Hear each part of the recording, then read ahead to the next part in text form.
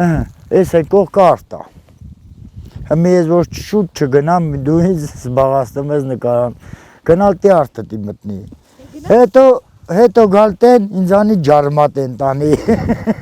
Հովիվը չնախատեսված ծախսի հետ է, որի տակ կընկնի, եթե հոտը հասնի հարևան այգեհատի դաշտեր ու վնաս տա, իսկ էնպես իր գործն արդար է։ Էլ առաջվանը չի ընկերական վիճաբանությունն այլևս արդիական չէ եւ հոտը ցանքսի սահմանագիծը խախտելու համար մեկ էլ տեսար տուգանք պահանջեցին։ Առավոտ ծեքին, երբ արդվեցիները դեռ տակ անկողնում են, Հովիվ Կարենը գյուղի մոտ 200 գլուխ հոտը հանդ է տանում։ Հոտի կեսից մի քիչ պակասն իր սեփականն է։ Եղածը քիչ չէ, բայց ոչխարաբուծությամբ հարստանալ անհնար է, ասում է։ Ես գործով որ լավ զբաղվի չի հարստանա, կգոյատևի, էլի կապրի, կարա ապրի, էլի։ Չի հարստանա, որ տնտեսություն բան ասենք դնի, սրանով չես կարա։ Ուղղակի կարաս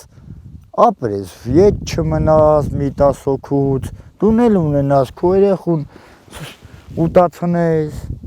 չթողաս ասենք սոված մնա, թե չէ սրանով չի կար ասենք խոսքի մարդը հավոր ասենք ասքանը մի օքը ունի։ Բայց ոչ ոք չի համարձակվի մի քանի 100 ոչխար պահի արոտապակաս ու ջրապակաս Արդվիում, բայց 200 ոչխար պահելն էլ հանակ բան չէ, արոտները քիչ են, գիշատիչների տված վնասները շատ, ինքը Հովիվն էլ օգնողներ չունի, հույսն ինքն է ու ինքը։ Արևանձրևի տակ հոտին թշնամի, գել ու գազանը լիքը, վերջին տարիներին նաև արջեր, դե արի ու կռիվ տուր կարկուտի դեմ, գողի դեմ, գել ու գազանի դեմ։ Ինքը Օձուն գյուղից է տարիներ առաջ տեղափոխվել է Արդվի հենց ոչխարաբուծությամբ զբաղվելու համար ու դժգոհ չէ, պարզապես մեկ-մեկ իր հաշվարկները խառնում են սոված գիշատիչները, որ ամեն ժայռի ու թփի հետևից հարձակվում են։ Մեր մեծերը գիտես ինչ ասեն, ասեն եթե գելին դու տեհար, արդեն գելը իրա գործը արեպրծել է, վсё։ Դու չես կարա, հետո կարաս տենաս իր արած գործը։ Դու նրան չես գելը, մարդից խելացի է։ Վենեսկանի դու չես կարա, դու նրան տենաս։ Ինքը կարող է մի գայլա, սարիկը խինստաս քեզ անա, վсё։ Դու զգոնությունդ կորցրիր, ինքը ջոգում է, դու այդ պահին չես նայում, ու կտանի, վсё։ Գայլի գործը դա է։ Որպիսի Հովիվը մեծ այդ զրույցի ընթացքում ոչխարի հերթական կորուստը չունենա, երկար չենք զրուցում ու հեռանում ենք, շարունակելով ճանապարհը դեպի գյուղ։ Գյուղի սկզբնամասում է պարոն Սերժիկի տուն արհեստանոցը, ամեն ինչից հասկանում է բացի կանանց գործերից։ Չկա հենց արհեստ որ չտիրապետեմ, դե մի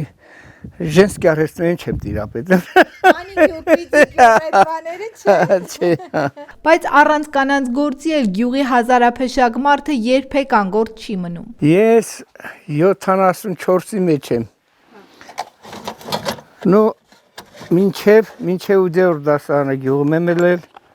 ու տեղափոխվել Կիրովական, գնացել եմ սովորելու։ Սովորել եմ այնտեղ, մնացել եմ այնտեղ, աշխատել եմ, տուն եմ ստացել։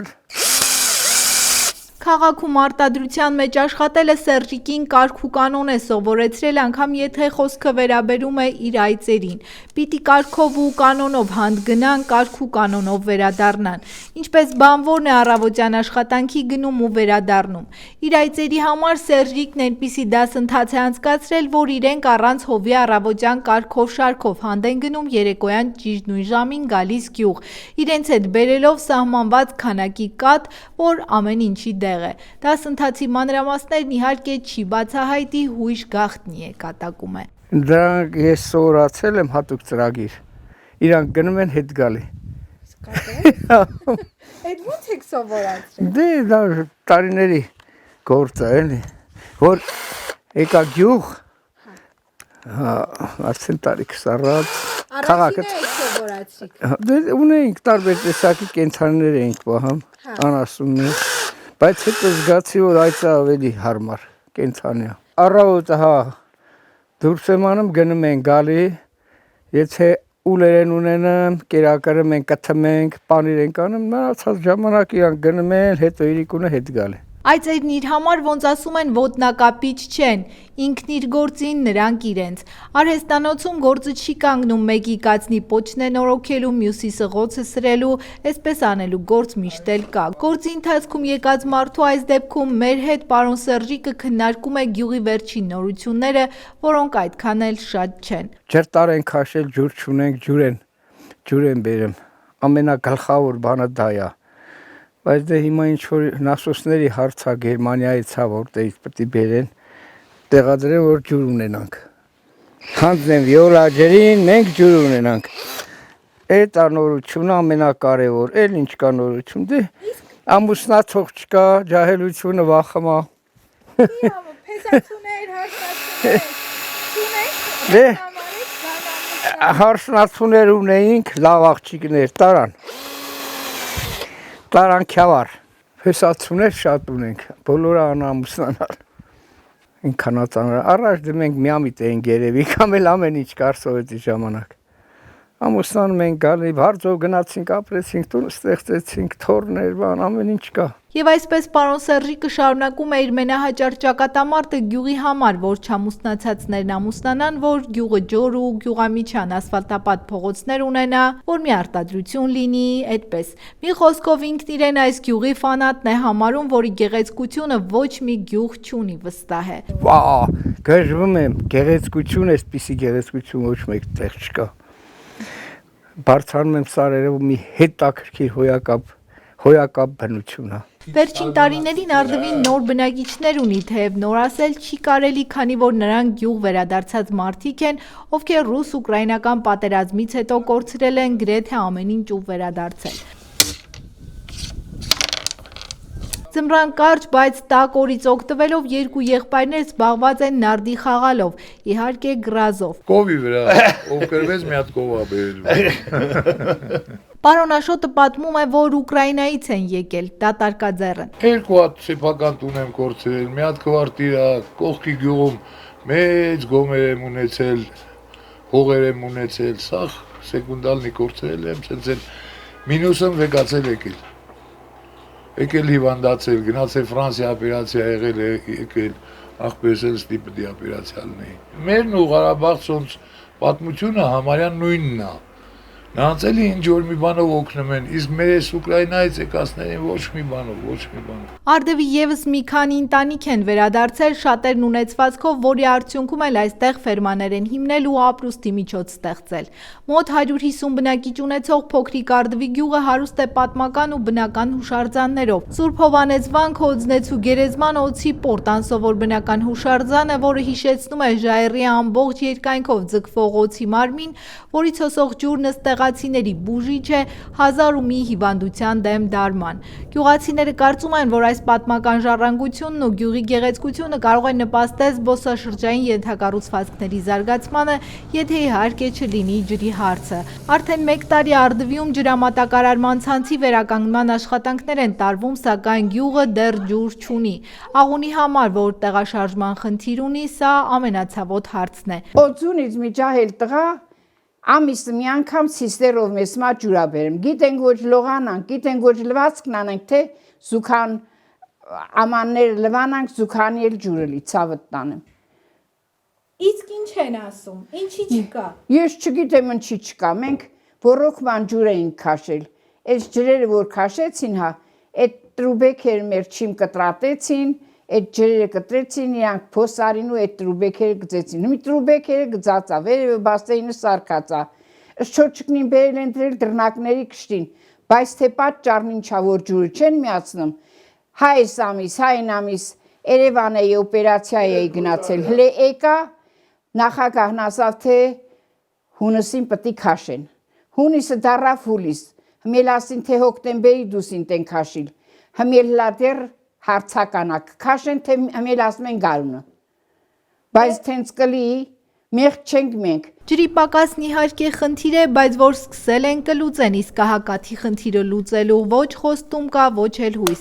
Անլուծելի խնդիր եւ գյուղացիներն ասում են իրենց ծանր աշխատանքով արտադրած կաթը ջրից էժան է, ու այսպես ավելի քան 30 տարի։ Այս կողմերում գյուղացու եկամուտը հիմնականում անասնապահությունից է, այն էլ մստի ու կաթնամթերքի շուկայի բարձի թողի վիճակի պատճառով եկամտաբեր չէ եւ հենց այդ հանգամանքն է պատճառ, որ գյուղերը դատարկվում են ավելի արագ։ Կաթը 120 դրամ է, միշի ջուրը 250 դրամ։ Այն էլ եսի մի ջուրն է։ Կաթը չէ, կաթն էլ էժան է շատ։ Միսն էլ գալիս են տանում էլի էժան։ Բա ոնց է ալնելու։ Պետք է կառավարությունը մտածել դրա մասին, որ լավ է գյուղացուն։ Գեղեցիկ որ չլի քաղաքացին ինչ, կարա ասվալտից բան պոկի ուտի չէ։ Հումքը գալիս է գյուղը, չէ ամեն ինչը։ Բիր, կաթնա, պանյա, ոобще միսա, բոլոր գյուղը չի։ Հացա, պետք է գյուղացուն լավ պայն, օգնեն, տրանսպորտով լի, նենց, պետք է օգնեն, որ կայանա ստեղծի։ Կառավարությունից դժգոհելու առիթ ունի նաև Արցախի նոր Մարաղայից Արդվի հասած Սուսան տատը։ Ես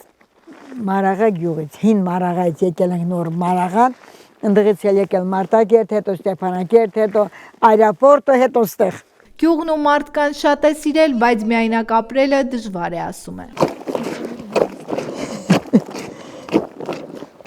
Ինչ անենք բալաջան, պետք է համբերենք։